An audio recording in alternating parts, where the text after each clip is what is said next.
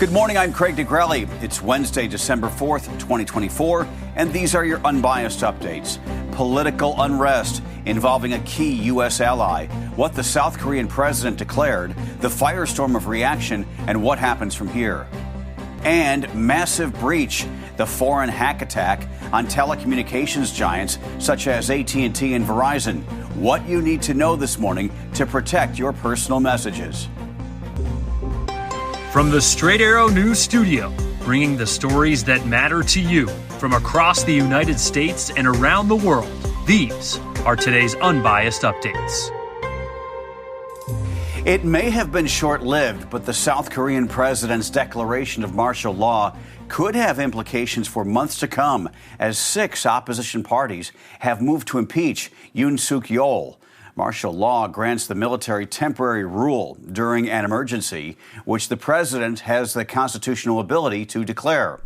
Yoon sent heavily armed forces into the streets of Seoul on Tuesday after suddenly and unexpectedly putting the country under martial law, vowing to eliminate, quote, anti-state forces he claimed were planning a rebellion.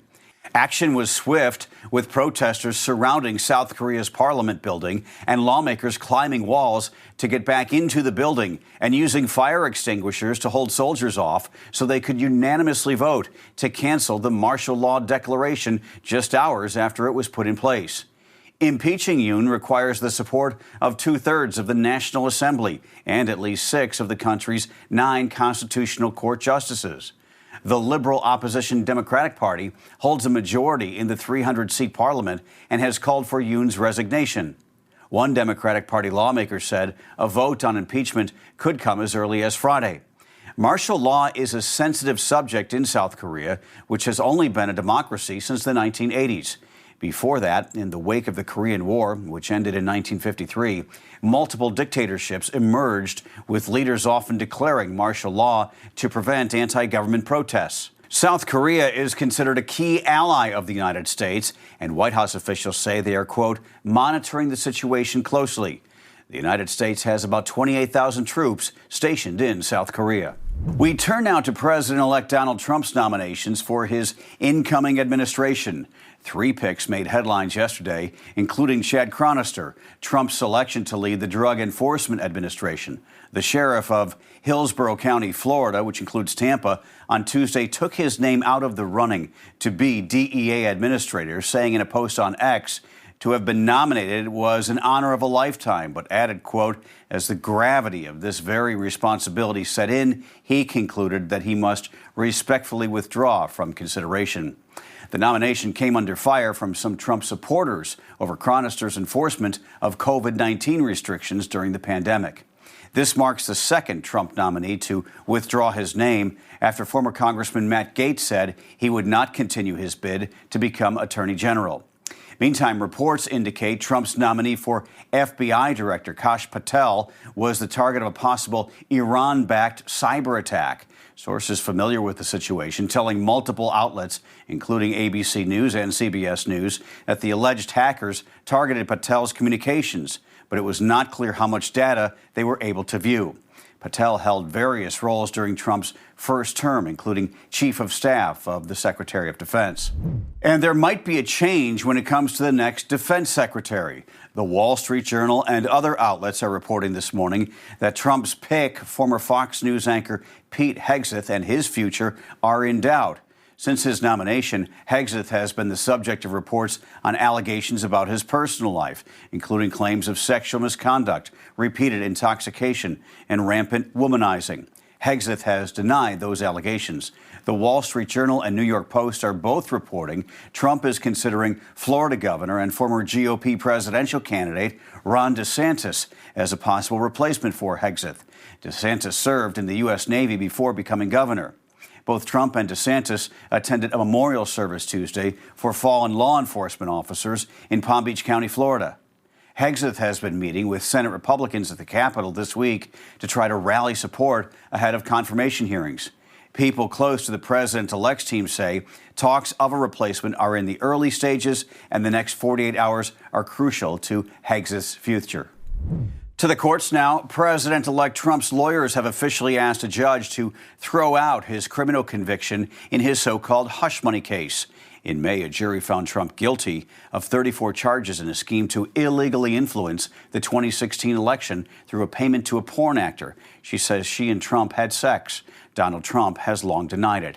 In a filing made public on Tuesday, Trump's lawyers said continuing the case would present, quote, disruptions to the institution of the presidency and undermine the transition of power as he prepares to take back the Oval Office next month. Lawyers also pointed to President Joe Biden's recent move to pardon his son, Hunter, of his convictions on tax fraud and gun charges, where the president said Hunter was unfairly prosecuted. Trump's lawyers calling it political theater. Prosecutors have until Monday to respond. In the past, they said they would fight efforts to dismiss the case, but indicated a willingness to delay the sentencing until after Trump's second term ends in January of 2029. U.S. officials are now recommending Americans use encrypted messaging apps amid a cyber attack on telecommunications companies like AT&T and Verizon. Cybersecurity experts advise you to encrypt your text messages and voice communication if possible.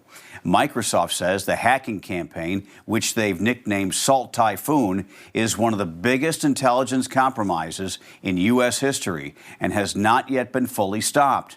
Officials say China is behind the attack in an attempt to spy on Americans. Chinese officials have not addressed the accusations. Your chances to get some of the deepest discounts of the holiday shopping season have passed, with Cyber Monday now in the books. Consumers took full advantage, collectively spending a record, get this, $13.3 billion online during Cyber Monday. Adobe Analytics says that's up more than 7% from last year and surpassed projections. The company said between the peak hours of 8 p.m. and 10 p.m. alone, people spent a combined $15.8 million every 60 seconds. And it looks like buy now, pay later plans were quite popular, accounting for more than $991 million worth of Cyber Monday spending. Finally this morning, just who is the greatest pop star of the 21st century? Thanks to Billboard, we have our answer. Beyoncé topping Billboard's staff-chosen editorial list. The music charting site says the choice is based on Beyoncé's full 25 years of influence, impact, and evolution. Billboard says when talking about greatness in the 21st century, nobody but Beyoncé has a longer or fuller track record. Beyoncé holds the record for most Grammy wins at 32, and her latest album, Cowboy Carter, is up for 11 trophies at the 2025 Grammy Awards. Taylor Swift came in at number 2 on Billboard's list, and Rihanna in at number 3. By the way, Taylor said she's fine, and congratulations to Beyoncé on winning, so her fans will just have to shake it off. Those are your unbiased updates for this Wednesday. We'll see you back here tomorrow. For all of us here at Straight Arrow News, I'm Craig DeGrelli. Have a great day.